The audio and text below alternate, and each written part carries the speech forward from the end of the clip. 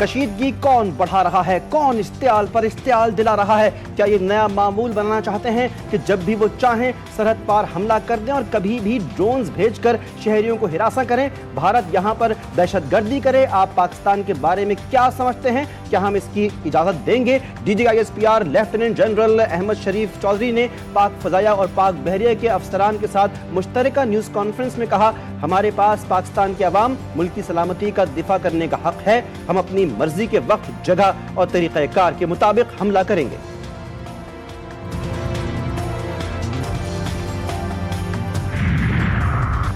بھارت کی بڑی شکست، IMF ایگزیکٹو بورڈ کی پاکستان کے لیے قرض قسط کی منظوری۔ ایگزیکٹو بورڈ نے پاکستان کے لیے قرض کی قسط کی منظوری دے دی۔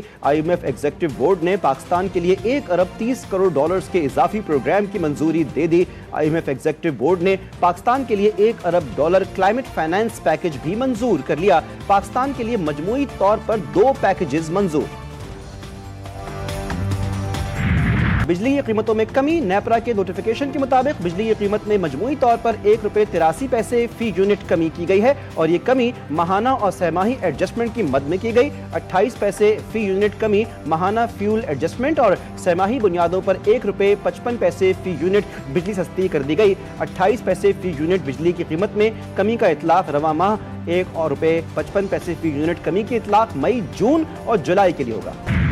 ہم اس وقت میرا خیال ہے کہ دنیا کا کوئی ملک ایسا نہیں ہے جس کے ساتھ ہمارے جو ورتھ وائل رابطے ہونے چاہیے جن کے ساتھ ہمارے رابطے نہ ہوں، اور ہمارا جو UN مشن ہے وہ الحمدللہ سیکورٹی کونسل میں یا ادروائز جو ہے وہاں پہ بہت ایکٹیو ہے اور بڑا ایفیکٹولی جو ہے ہندوستان کے جو اس جارحانہ عزائم کا جو ہے نا وہ دے رہا ہے، جواب دے رہا ہے۔ بھارتی کوششوں کو اور زیادہ تیز کر کے ان کو ایفیکٹو کرنے کی ضرورت ہے۔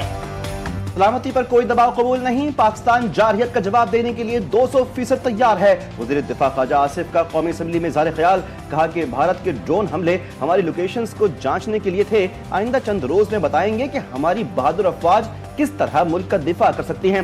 وزیر قانون اعظم نذیر تارڑ نے کہا کہ ملک کی سرحدوں اور عوام کا دفاع کرنا جانتے ہیں، مشکل کی اس گھڑی میں قوم کو یک زبان ہونا چاہیے، سیاست میں سے تقسیم کو ختم کرنا ہوگا، سیاسی ہم آہنگی کی بھی بات ہونی چاہیے۔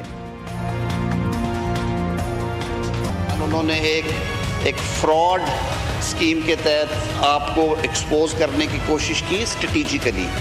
الحمدللہ آپ کی افواج جرأت کے ساتھ ساتھ دانش مندی کا بھی مظاہرہ کرتی ہے۔ 4 یا 5 ٹارگٹس کے علاوہ جو کہ قریب گرے وہ اپنے ٹارگٹس تک نہیں پہنچ سکے، ان مینڈ تھے کیونکہ ان کے پائلٹس کو شاید اب جہاز اڑا کے پاکستان آنے میں ڈر محسوس ہوتا ہے۔ ایک ہی قومی بیانیہ ہونا چاہیے ان حالات میں۔ سیاسی لیول پر ہم کہاں کھڑے ہیں، ہمیں اس پر ضرور غور کرنا چاہیے۔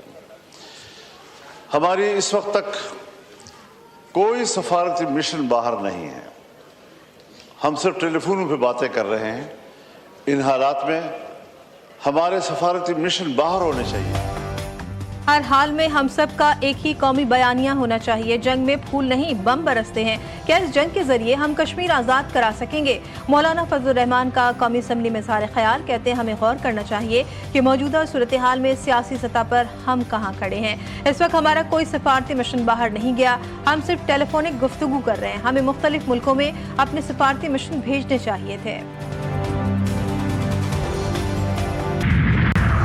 کمزوری، بے بسی یا وجہ کچھ اور؟ پاک بھارت کشیدگی کم کروانے سے ہاتھ اٹھا لیے، ایسی جنگ میں مداخلت نہیں کریں گے جس سے ہمیں فائدہ نہ ہو۔ امریکہ کا اعلان، نائب صدر JD وینس کہتے ہیں کہ یہ بنیادی طور پہ ہمارا مسئلہ نہیں، جنگ کے بیچ میں نہیں پڑیں گے۔ انڈیا نے پاکستان پر حملہ کیا جس کا اسے جواب ملا، دونوں ممالک کو ٹھنڈے دماغ سوچنا ہوگا۔ پاک بھارت جنگ ایٹمی نہیں بننی چاہیے، اگر ایسا ہوا تو بہت نقصان ہوگا، فی الحال ایسا نہیں لگ رہا۔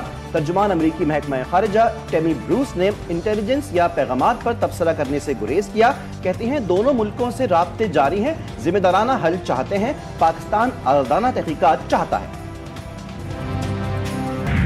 फेक न्यूज भारतीय हुकूमत की घबराहट, नाकामी और बदहवासी का मुंह बोलता सबूत है। वफाकी वज़ीर इत्तलात अता तारड़ का अपने एक बयान में कहना था कि भारत ने अस्करी महाज पर इश्तियाल अंगेजी की। भारत अपने अवाम को गुमराह करने के लिए प्रोपेगेंडा मुहिम शुरू की। भारतीय मीडिया पर फेक न्यूज से एक झूठा बयानिया घड़ा जा रहा है। पाकिस्तान ने भारत का झूठा प्रोपेगेंडा भरपूर तरीके से बेनकाब किया।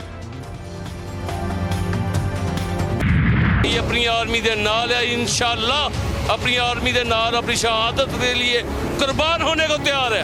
हमें किसी चीज का डर नहीं है मोदी। ये नारा तकबीर वाली कौम है, ये कोई डरने वाली कौम नहीं। ये आसम मुनीर पाकिस्तान पाक फौज के साथ खड़ी है। यहाँ का बच्चा जो है ना, वो शहादत का जज्बा रखता है। 4 किलोमीटर पे वाघा बॉर्डर है, अपना घर बार छोड़कर आए हुए हैं। हम नहीं डरते, वो जो मर्जी कर लें। हमारी फौज के मुकाबले उनकी फौज जीरो है। भारत जो है वो उन्होंने जो ड्रोन भेजे थे वो पाक फौज की अल्हम्दुलिल्लाह उन्होंने गिरा दिए हैं और हम पाक फौज के शाना बशाना खड़े हैं।